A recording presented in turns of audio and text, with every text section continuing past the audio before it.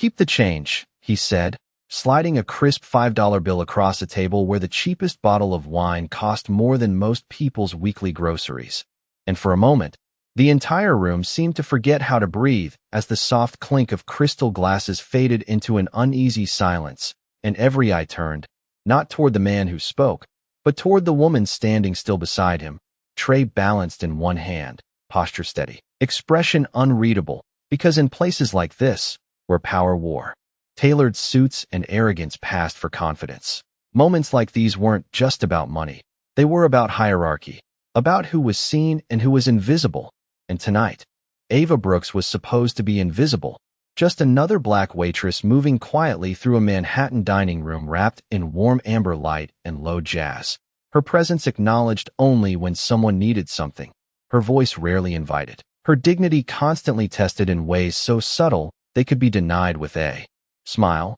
But William Carter was not a subtle man. He was a billionaire CEO who built his empire on control, on precision, on knowing exactly how people would react when placed under pressure. And tonight, this wasn't just dinner. It was a test, though no one at the table said it out loud. The camera hidden in his phone angled just slightly too perfectly, the quiet expectation in his eyes revealing more than his words ever would. He watched her the way a man watches a theory he's already convinced will prove him right, confident, detached, already writing the conclusion in his head before the experiment had even begun. And around him, his guests shifted in their seats, some pretending not to notice, others glancing between the bill and Ava as if waiting for a performance they didn't realize they were part of, because in rooms like this, people didn't interrupt power. They observed it, they absorbed it, they learned from it, even when what they were learning felt wrong, and Ava knew that. Feeling well, she had seen it in 100 different forms, heard it in 100 different tones, the polite dismissals, the quiet assumptions, the smiles that never quite reached the eyes. But she also knew something else, something most of them didn't, something that couldn't be measured in tips or titles or net worth. And for a brief second, her gaze dropped to the $5 bill resting on the polished wood like a verdict, then lifted again, not rushed, not hesitant, just steady, as if she were weighing something far heavier than money. And William noticed that pause, that fraction of a second that didn't match his expectations. Because usually, this was the moment people folded. The moment they laughed it off or pocketed the insult disguised as generosity. The moment they confirmed what he already believed about the world. But Ava didn't move. Not yet. And the air between them stretched thin, fragile, like something about to break. And somewhere in the background, a glass slipped slightly against a plate. The sound sharp enough to remind everyone that this was real. That this wasn't just another polished evening of scripted politeness. This was something else. Something unfolding in real time. And for the first time that night, William leaned forward just a little, his curiosity sharpening. Because tests only mattered if the subject surprised you. And right now, Ava Brooks was doing exactly that without saying a single word. And that silence, calm and unshaken, carried more weight than anything he had planned. Ava reached down slowly, her fingers brushing the edge of the $5 bill. But instead of lifting it, she turned her wrist and slid it back across the table with the same calm precision it had been given, not forceful, not dramatic, just deliberate enough that the movement itself said something words had not yet formed. And that was when the shift began, subtle at first, like a current moving beneath still water, because people noticed not just what she did, but how she did it, the absence of rush, the absence of apology, the quiet refusal to play the role that had already been written for her. And William saw it too, the corner of his mouth tightening almost imperceptibly as his expectation met resistance. Not loud, not rebellious, but controlled. And control was something he understood, something he respected even when he did not agree. With it, he leaned back slightly in his chair, studying her now with more interest than before, as if recalculating variables in a situation that was no longer predictable. While around them the room pretended to return to normal, forks lifted again, conversations restarted in low tones, but no one was really eating, no one was really talking, because attention, once captured, does not release so easily. And Ava knew that attention.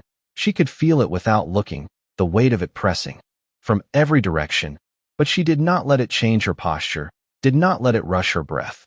because she had learned a long time ago that dignity is not something you raise your voice to defend. It is something you hold steady until others are forced to recognize it. And William tapped the edge of the table once with his finger, a small habit, barely noticeable unless you were paying close attention, a sign that his mind was working, that he was deciding whether to escalate or retreat. And, for a man like him, retreat had never been the first instinct. Interesting, he said finally, his voice measured, not loud, not mocking, but carrying just enough edge to remind everyone who he was. Most people would have taken it. And there it was, the framing, the narrative he was trying to control, reducing the moment into a simple choice. Take or refuse, pass or fail.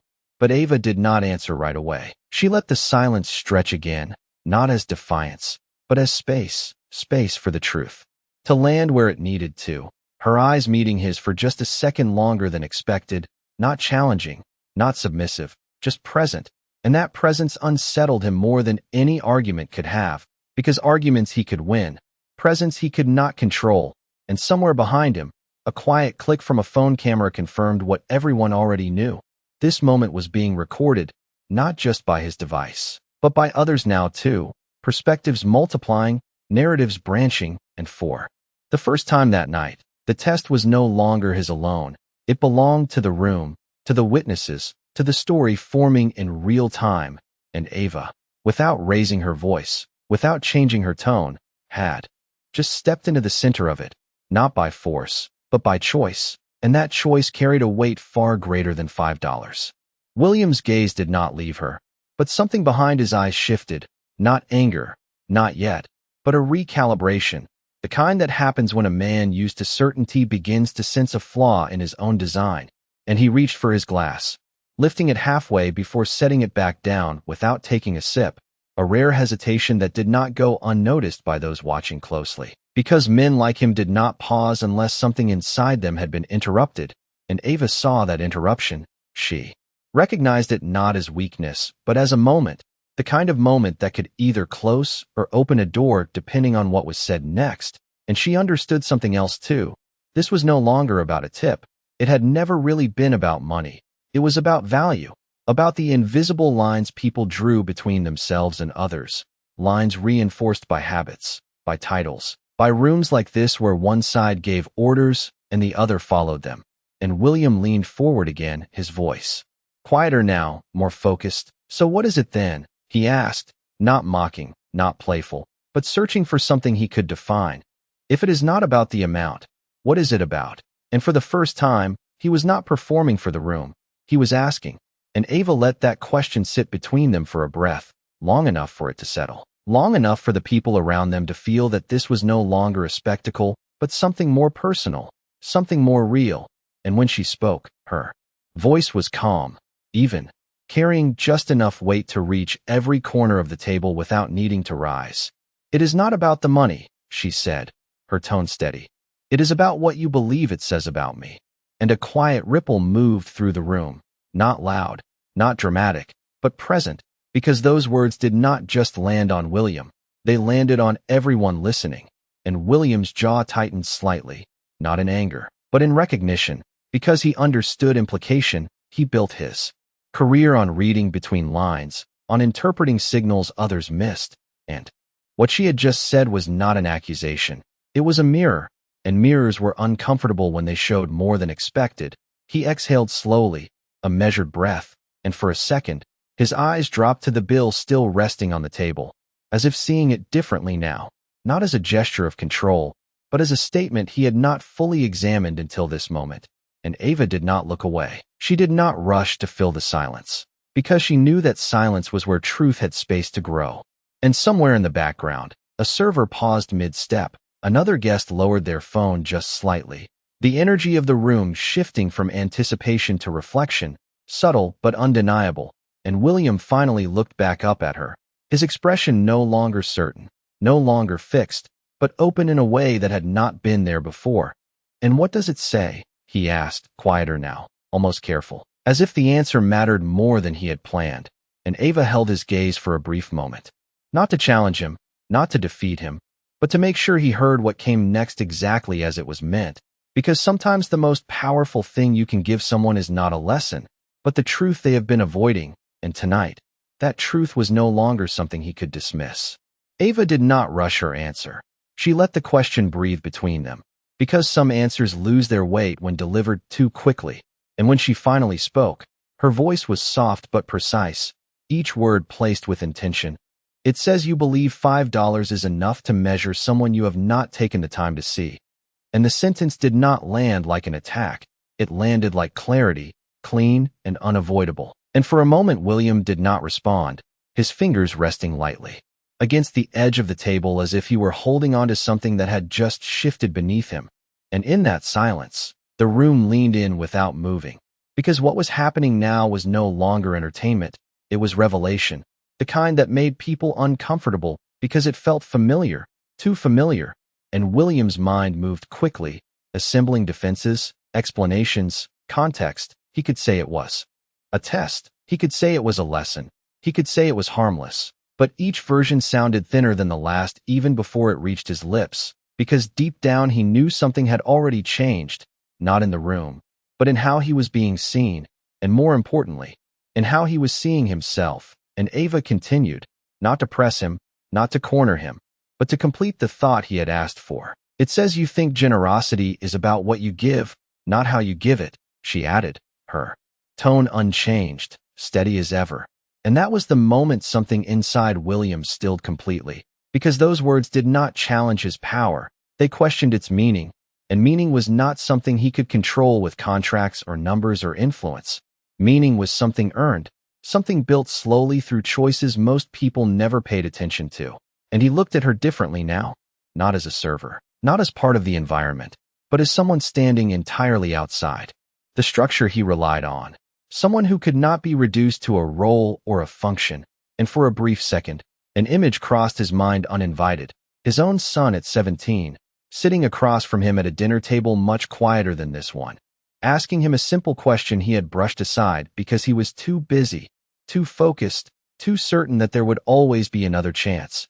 And that memory did not come with noise. It came with absence, the absence of something he had not realized he was losing at the time. And the connection was not immediate, not obvious, but it was there, threading quietly through the moment like something long ignored finally being acknowledged. And Ava saw the shift without needing it explained.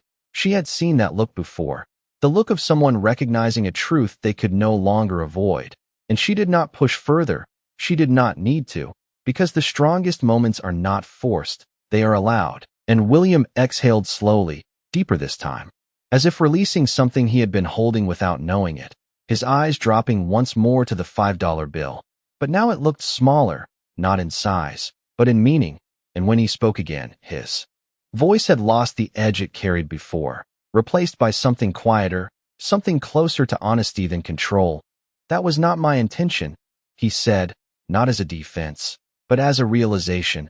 And Ava gave a slight nod, not agreement, not disagreement, just acknowledgement, because intention, she knew, was only part of the story, and what mattered more was what people were willing to see after the moment had passed. And around them, the room had gone completely still, not frozen this time, but attentive, because everyone understood, even if they could not put it into words, that something far more valuable than $5 had just been placed on the table, and it was not going anywhere.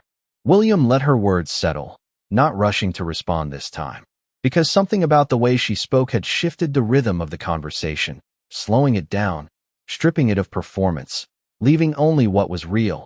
And that was unfamiliar territory for a man who had spent most of his life moving faster than reflection could catch him. And he glanced briefly around the table, noticing the subtle changes. The way his guests were no longer leaning toward him for cues, the way their attention had redistributed itself, no longer centered on his authority but on the space between him and Ava. And that realization was quiet but undeniable. Control, once unquestioned, had been interrupted, not taken, not challenged, simply no longer absolute. And he reached again for his glass, this time taking a slow sip, as if grounding himself in something physical, something certain, before placing it back down with more care than before. And when he looked at her again, there was something different in his expression, not softness exactly, but awareness, the kind that comes when a person begins to understand the weight of their own actions beyond intention. And Ava stood the same as she had from the beginning, composed, steady, not waiting for approval, not seeking reaction, simply present. And that presence continued to do something he could not quite name. Something that made him reconsider not just the moment, but the pattern behind it, the countless small interactions that had built the version of himself he carried into rooms like this.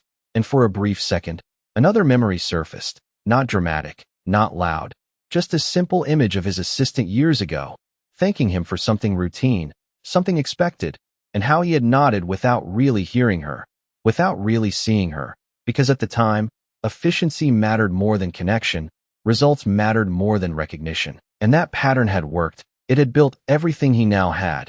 But standing here, in this moment, it also felt incomplete, as if something essential had been left out of the equation. And Ava finally spoke again, her voice calm, unchanged, but carrying a quiet finality that made it clear she was not continuing an argument. She was offering a conclusion. "You asked what it says," she said, her eyes steady on his. "But the real question is whether you are willing to listen to what it means." And that landed differently than anything before it, because it did not accuse, it invited. And invitations are harder to reject than accusations, especially when they reveal something a person has already begun to see for themselves. And William exhaled again, slower this time, his posture shifting just slightly, less rigid, less certain, as if the armor he carried into the room had loosened without him noticing. And he looked down at the bill once more, then back at her, and for the first time that night, there was no trace of performance in his voice when he spoke. "And if I am listening," he said, carefully, almost deliberately, "what would you have me understand?" And the question did not come from ego.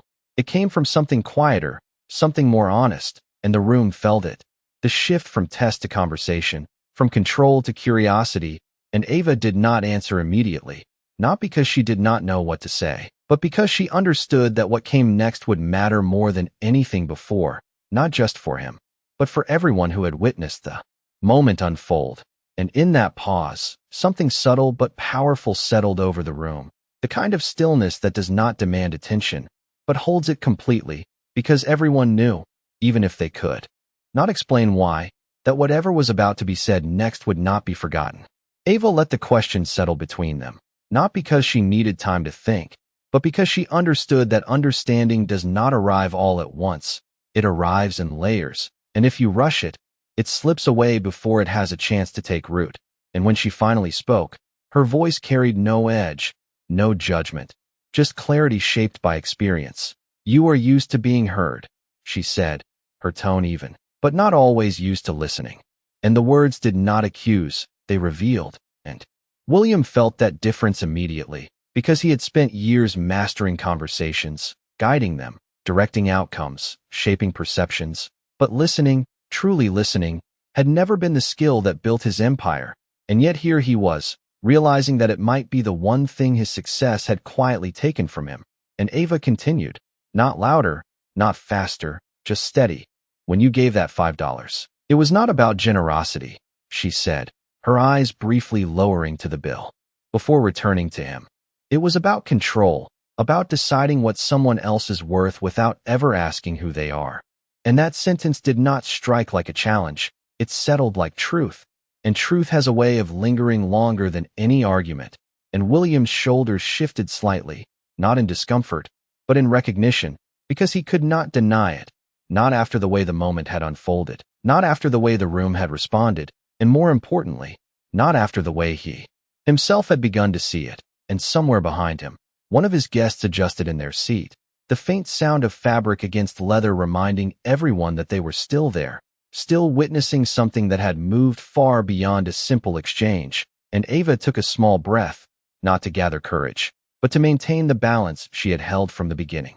"Understanding starts when you stop measuring people by what they do for you," she said, "and start seeing them for who they are, without your expectations attached." And that was not advice. It was perspective, the kind that does not demand agreement, but invites reflection. And William leaned back slightly, his gaze no longer fixed in control, but open in consideration, because for the first time that evening, He was not calculating outcomes. He was absorbing meaning. And that was unfamiliar territory, but not unwelcome.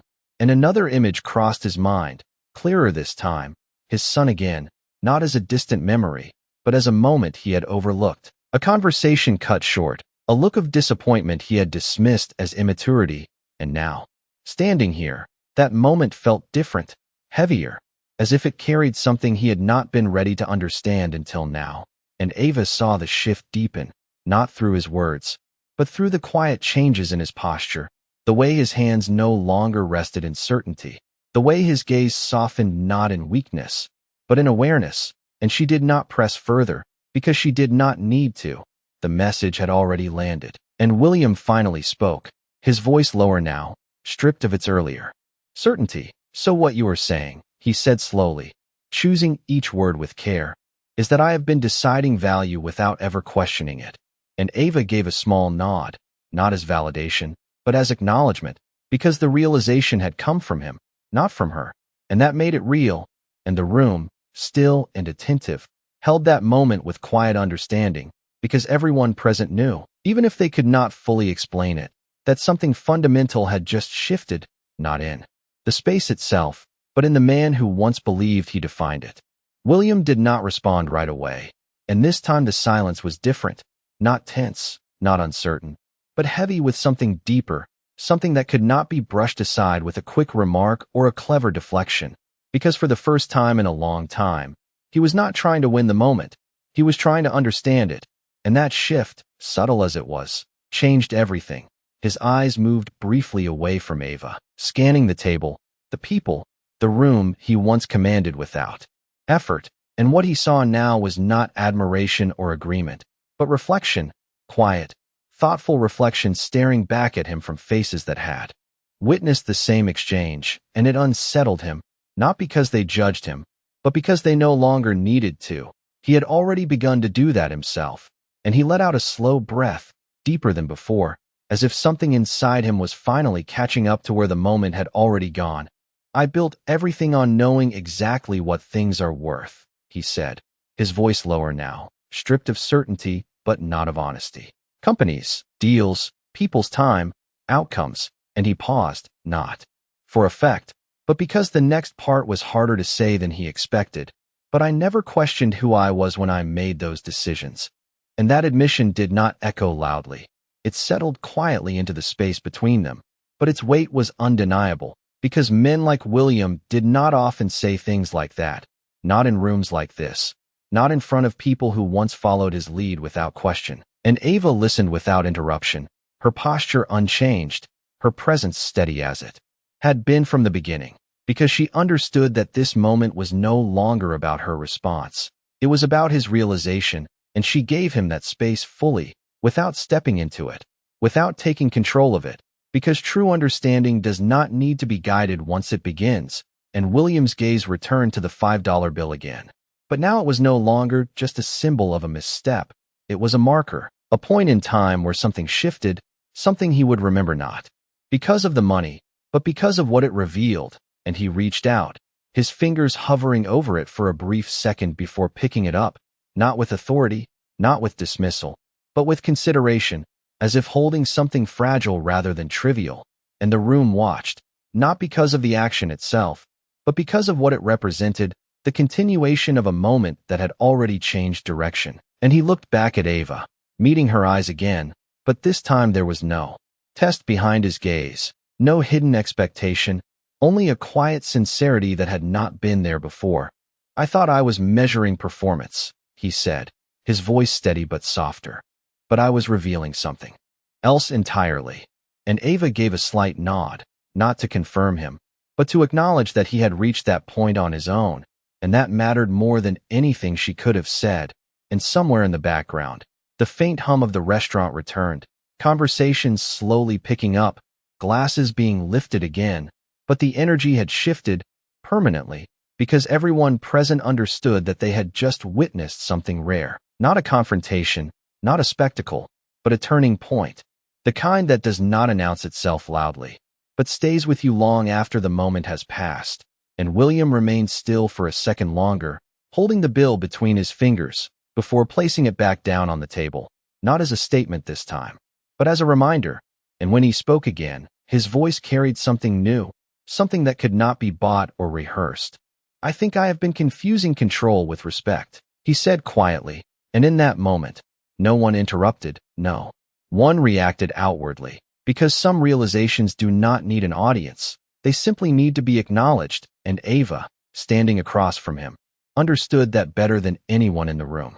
Ava watched him carefully, not with suspicion, not with triumph, but with a quiet awareness that moments like this did not come often, and when they did, they mattered more than anything that followed, because change did not begin with action, it began with recognition, and William was standing at that exact point, not yet transformed, not yet different, but no longer the same man who had placed that bill on the table minutes ago. And the difference was subtle, almost invisible to someone who was not paying attention. But to Ava, it was clear.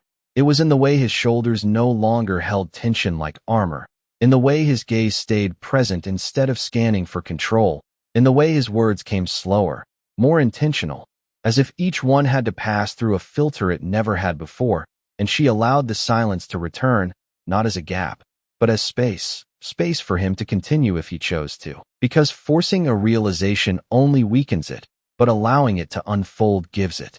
"Wait," and William leaned back slightly, his fingers now resting loosely against the table instead of gripping its edge, and he glanced around once more, noticing the subtle shift in the room, the way people were no longer waiting for him to lead, but instead watching him to understand, and that reversal, quiet as it was, struck something deeper than any public embarrassment could have, because it was not about losing power. It was about seeing it differently, and he nodded once, almost to himself, as if confirming something he had not yet said out loud.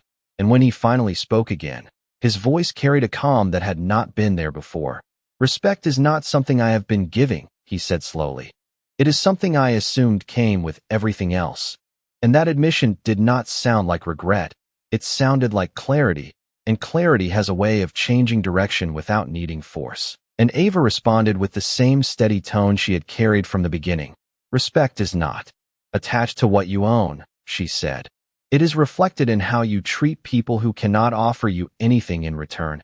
And the words settled into the room like something already known but rarely spoken, and William listened, truly listened, not preparing a response, not adjusting his image, just receiving.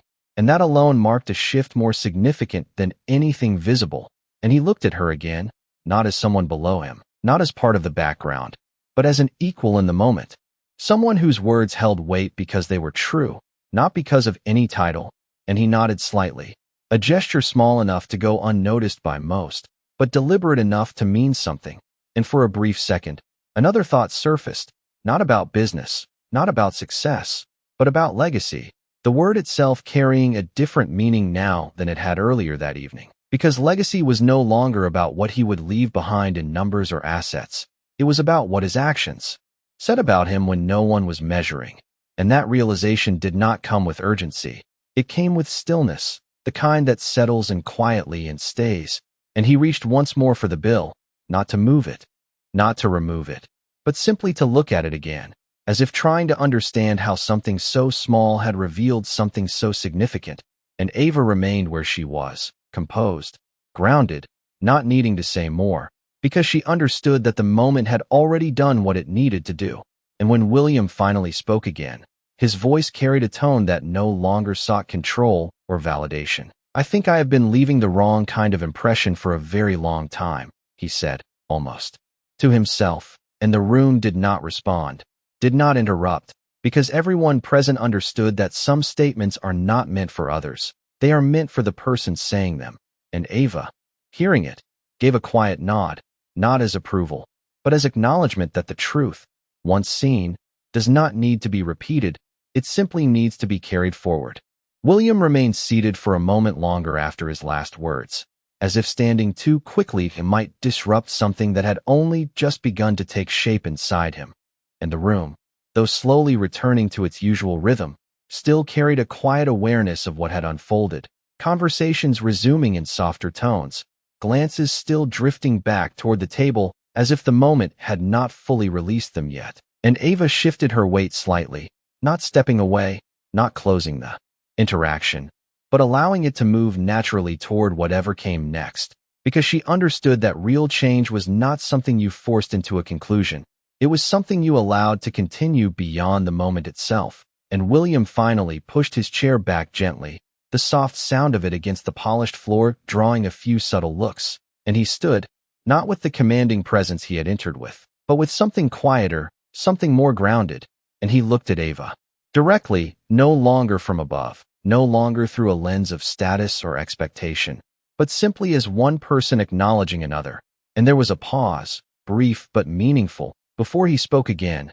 "Thank you," he said, and the words were simple, almost ordinary, but in that moment, they carried a weight that went far beyond politeness, because they were not given out of habit, they were given out of recognition, and Ava met his gaze with the same calm she had held throughout, offering a small nod in return, not surprised, not moved in a way that showed outwardly, but understanding exactly what that shift meant.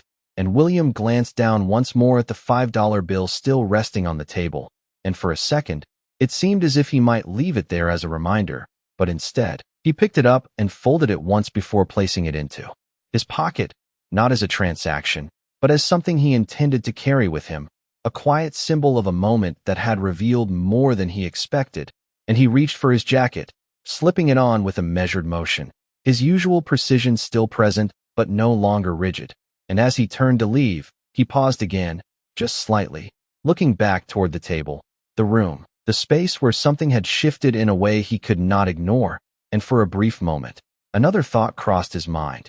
Not about the evening, not about the people watching, but about what came after, about the choices that would follow this realization, because understanding, he now saw, meant very little if it did not change what came next. And he stepped away from the table, moving through the restaurant with a presence that was still noticeable, still recognized, but no longer defined by the same certainty. And the people he passed glanced at him differently, not with less respect, but with a different kind of attention, one shaped by what they had witnessed rather than what they had assumed. And Ava remained where she was for a moment, watching him go, not with curiosity, not with expectation, but with a quiet acknowledgement that the moment had done its work. And she turned back to her duties, lifting her tray once more, moving through the room with the same steady rhythm she had always carried, because for her, this was not about changing him. It was about staying true to herself. And yet, as the evening continued, there was something different in the air, something subtle but lasting, because sometimes the most powerful shifts are not loud. They do not announce themselves. They do not demand attention. They simply begin, quietly, in a single moment, and then continue long after everyone else has moved on. And somewhere beyond the restaurant doors, William Carter stepped into the night carrying more than he had when he walked in, not in wealth, not in status, but in something far more difficult to measure and far more important to understand.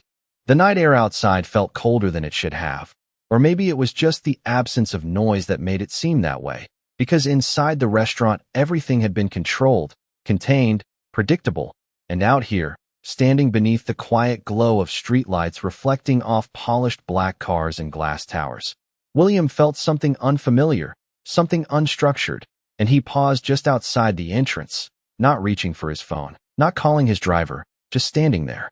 For a moment longer than necessary, his hand resting lightly against the inside pocket of his jacket where the folded $5 bill now sat, and it felt heavier than it had any right to, not because of what it was, but because of what it represented, a moment he could not dismiss, a reflection he could not ignore.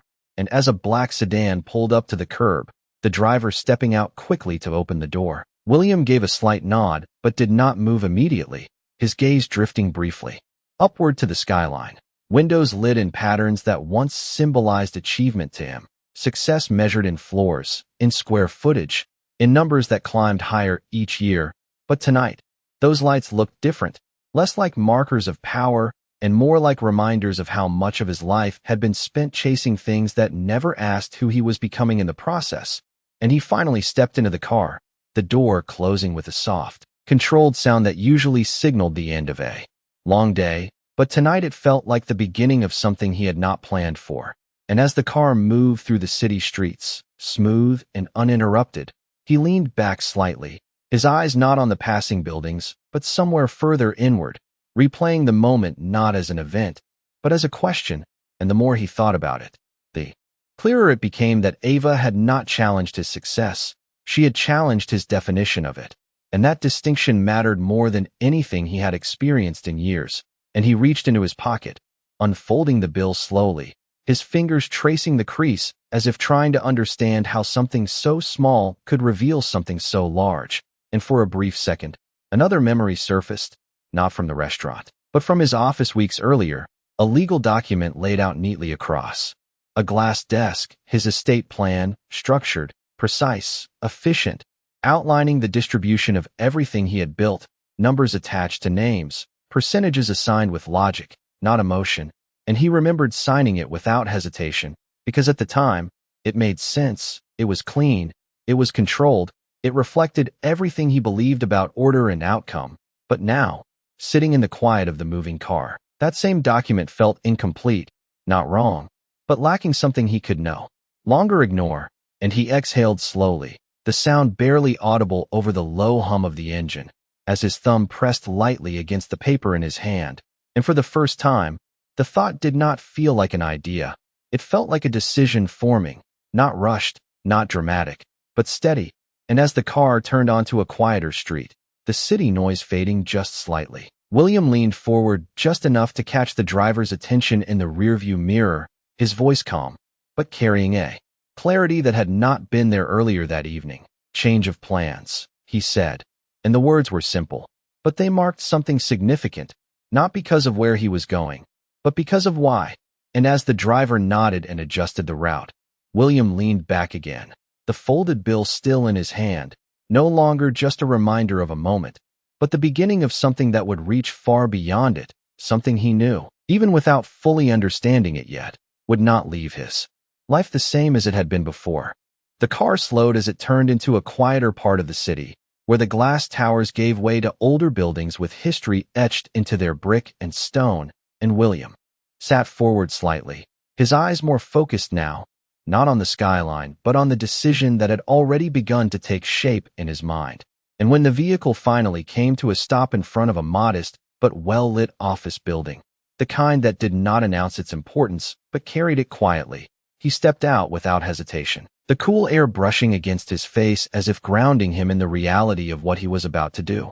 And he moved toward the entrance with a steady pace, not rushed, not uncertain, but deliberate, because for the first time in a long time, this was not about strategy, it was about intention. And inside, the late-night receptionist looked up in mild surprise, recognizing him immediately, but not expecting him at this hour, and he gave a brief nod, offering no explanation, because none was needed, and within minutes, he was seated across from his attorney, a man who had known him for years, who had drafted every contract, every agreement, every carefully structured document that defined William's professional life. And even he seemed slightly taken aback, not by William's presence, but by the tone of it, the absence of urgency, the absence of pressure, replaced instead by something quieter, something more resolved. And as the folder containing his estate plan was placed on the desk between them, William looked at it differently than he had before, not as a finished product, but as something incomplete, something that no longer reflected the understanding he had gained in a single evening. And he reached into his pocket once more, pulling out the folded $5 bill and placing it gently on the desk beside the documents. And the gesture was small, almost insignificant to anyone else. But to him, it marked the point where everything had shifted, and his attorney glanced at it briefly, confused but silent, sensing that this was not a moment to interrupt. And William finally spoke, his voice calm, steady, but carrying a clarity that had not been there before. "I want to revise everything," he said, not dramatically, not emotionally, but with a certainty that left no room for hesitation, and the attorney leaned back slightly, processing the request, because everything in this context was not a small change. It was a complete restructuring of a legacy built over decades, and yet William did not elaborate immediately, because the details were not the starting point. The understanding was, and he rested his hand lightly on the bill as he continued. "I have spent years deciding value based on what people could offer me," he said, his gaze steady, But that is not what I want to leave behind. And the words were not rehearsed. They were not shaped for impact. They were simply true. And that truth carried more weight than any argument or justification could have.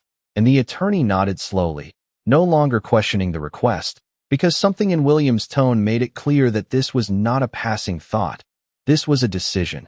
And as the documents were opened and the process began, William leaned back slightly, his mind no longer racing ahead, but present, focused on the choices being made in real time, choices that would define not just what he owned, but what he represented.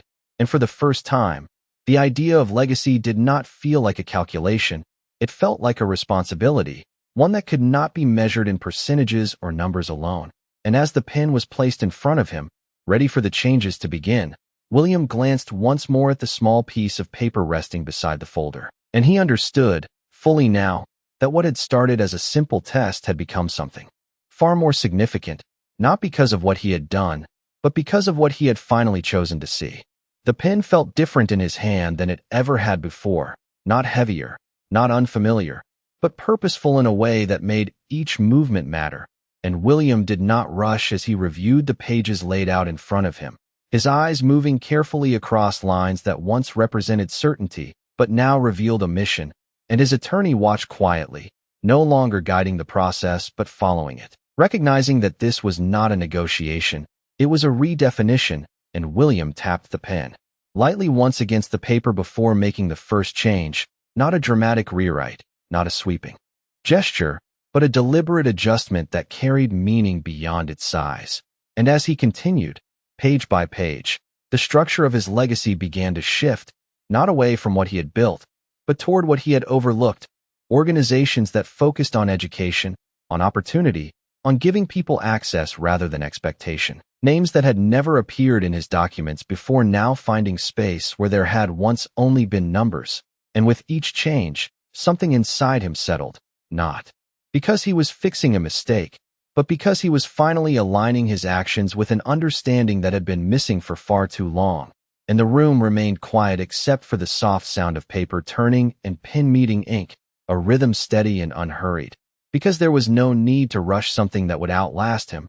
And at one point, his attorney paused, looking up with a subtle question in his expression, not about legality, not about logistics, but about intention. And William met that look with calm clarity. "I am not removing value," he said evenly. "I am redefining it." And that distinction settled into the room just as firmly as the ink on the page. And the process continued, each signature not just confirming a change, but reinforcing a choice. And when the final document was placed in front of him, ready to be sealed, William did not sign immediately. He leaned back slightly, his gaze shifting for a moment away from the desk, not toward anything specific, but toward the quiet understanding that had brought him here. And he reached once more for the folded $5 bill resting beside the papers, unfolding it slowly, smoothing its edges with his fingers, as if acknowledging the unlikely role it had played in this moment. And for a second, he allowed himself to sit with it, not as a reminder of what he had done wrong, but as a marker of where he had chosen to change. And then, without hesitation, he placed it gently inside the folder before signing, his name with a steady hand, the motion simple, controlled, but final. And as the pen lifted from the page, there was no dramatic shift in the room, no announcement, no recognition beyond what had already been understood, but something had been completed, something that extended far beyond legal documents and structured plans. And as his attorney gathered the papers with quiet efficiency, William stood, his posture no longer carrying the rigid certainty he once relied on, but something more grounded, something that did not need to prove itself. And as he turned to leave, he paused briefly, his hand resting lightly on the edge of the desk. And for a moment, he thought back to the restaurant, to the stillness of that room, to the calm voice that had shifted everything without raising itself. And he nodded once, not to anyone present, but to the understanding he now carried forward, because some lessons do not stay where they are learned. They follow you, shaping what comes next. And as he stepped out into the quiet hallway, the weight he carried was no longer measured in numbers or assets, but in something far more lasting, something that would not be seen immediately, but would be felt long after the moment itself had passed. The city had quieted by the time William stepped back out onto the street, the late hours softening the sharp edges of everything that once felt urgent, and for the first time in years, he did not feel the need to fill the silence with plans or calls or movement. He simply stood there for a moment, breathing in the stillness as if it were something new, something he had overlooked for far too long.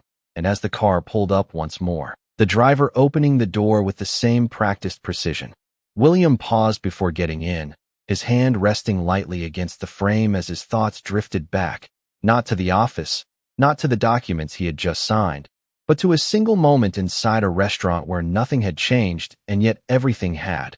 And he realized then that what stayed with him was not the words themselves, not even the realization that followed, but the way they had been delivered, calm, measured, without demand, without expectation, and that was what made them impossible to ignore.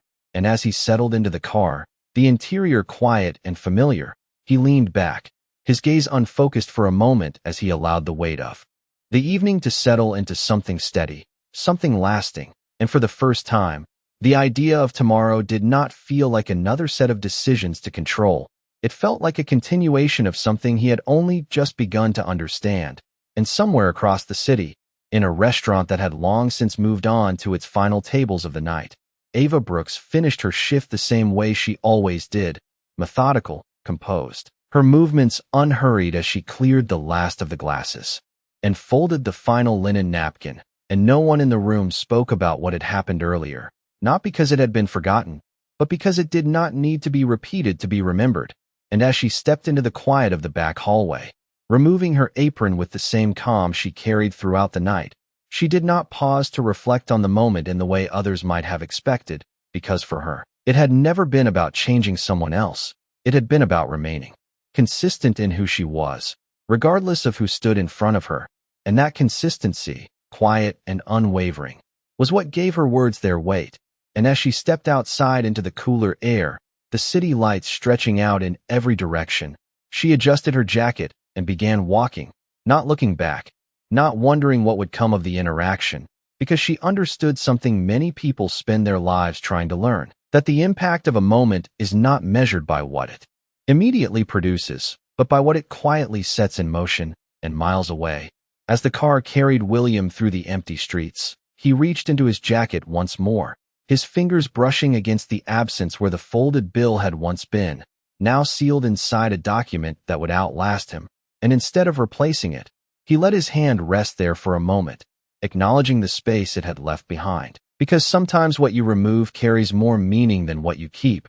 And as the car slowed near his home, the city finally settling into silence around him, William Carter stepped out not as a man who had lost control, but as someone who had finally understood that control was never the point.